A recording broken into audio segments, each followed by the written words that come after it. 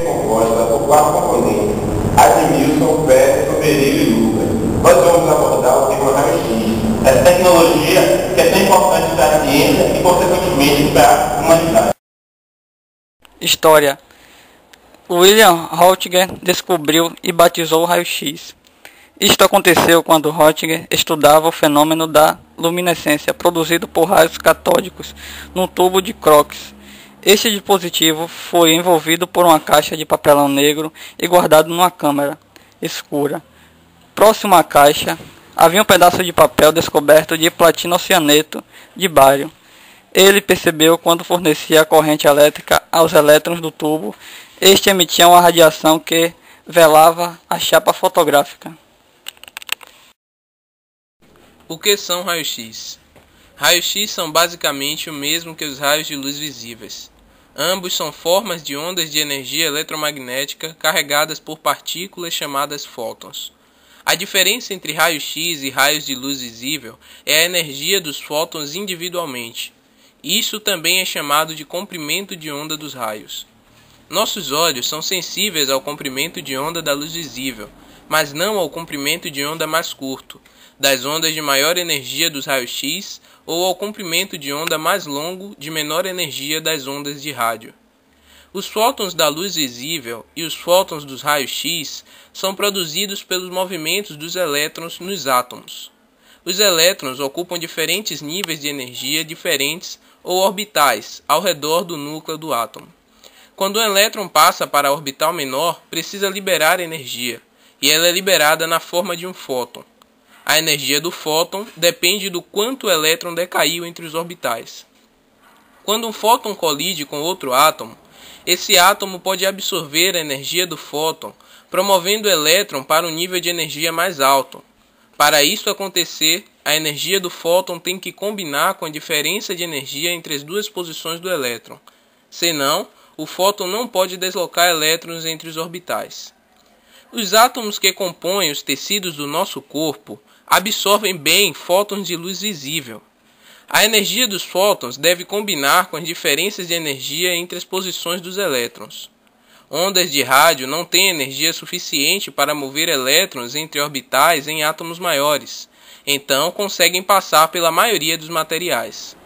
Fótons de raio-x também passam através de vários objetos, mas por outra razão, eles têm muita energia. Eles podem, entretanto, arrancar um elétron de um átomo. Uma parte da energia do fóton dos raios-x trabalha para separar o elétron do átomo e o restante é usado para fazê-lo se movimentar para fora do átomo. Um átomo maior tem mais chances de absorver um fóton de raio-x desta maneira, porque em átomos maiores as diferenças de energia entre os orbitais são maiores, e essa energia se ajusta melhor com a energia do fóton. Átomos menores, em que os orbitais dos elétrons estão separados por níveis de energia relativamente baixos, têm menores chances de absorver fótons de raio-x. Os tecidos macios do seu corpo são feitos de átomos menores e por isso absorvem muito bem os fótons dos raios-x. Os átomos de cálcio que fazem nossos ossos são muito maiores, então são melhores para absorver fótons de raio-x. Os raios-x fazem mal. A descoberta dos raios-x provocou um impacto extraordinário no mundo da medicina. Eles permitem que um paciente seja examinado internamente sem nenhuma cirurgia. Mas os raios-x também podem ser perigosos. No início da descoberta dos raios-x, muitos médicos ficaram expostos e expuseram seus pacientes aos feixes por longos períodos de tempo. Consequentemente, médicos e pacientes começaram a desenvolver doenças causadas por radiação, e a comunidade médica percebeu que algo estava errado. O problema é que os raios-x são uma forma de radiação ionizante.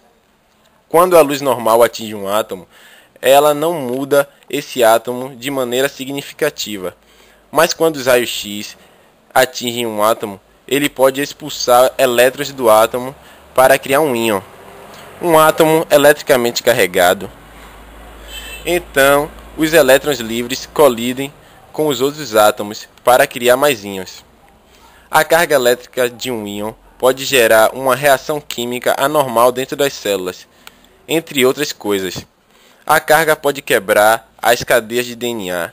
Uma célula com uma cadeia de DNA quebrada pode morrer ou o DNA desenvolver uma mutação. Se várias células morrem, o corpo pode desenvolver várias doenças. Se o DNA sofrer uma mutação, a célula pode se tornar cancerígena e este câncer pode se espalhar. Se a mutação é em um espermatozoide ou um óvulo, pode causar defeitos de nascença. Por causa de todos esses riscos, atualmente os médicos usam os raios-x moderadamente. Mesmo com estes riscos, o raio-x ainda é uma opção mais segura que a cirurgia. As máquinas de raio-x são ferramentas médicas valiosas, assim como são valiosas em segurança e em pesquisa científica. Elas são uma das invenções mais úteis de todos os tempos.